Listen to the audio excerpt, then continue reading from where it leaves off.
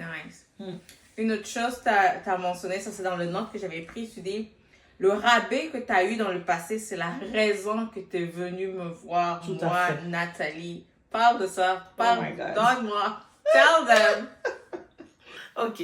Alors, pour moi, je répète, il n'y a pas de rabais en esthétique. Je suis désolée, tu vas pas aller voir un chirurgien plastique qui fait un 2 pour 1 pour faire une augmentation mammaire.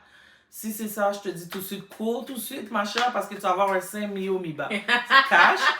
Donc, pour moi, pourquoi il n'y a pas de rabais en esthétique? C'est parce qu'on parle de l'esthétique. On parle que on n'a presque même pas, nous, le droit à l'erreur. Ce qui veut dire qu'il peut arriver qu'il y ait des erreurs parce que, je veux dire, on n'a pas la science infuse, mais on est dans un milieu où ce qu'on doit non seulement savoir ce qu'on fait, qu'on est conscient de ce qu'on fait, d'où la raison que qu'on fait une fiche de consultation, c'est qu'on soit en mesure de savoir s'il y a des contre-indications, s'il y a des choses où ce qu'on doit se limiter, etc.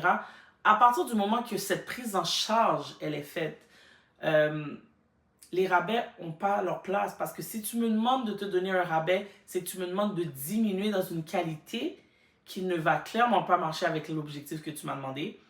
Et à la fin de la journée, si tu avais des rabais là où tu allais, ben pourquoi tu veux, comment dire, lorsque tu viens voir une experte pour un certain niveau où ce que tu veux te rendre, c'est que tu veux dépasser les objectifs que, soi-disant, tu avais eu dans le passé. Parce que tout ce qui est rabais n'est pas toujours de qualité.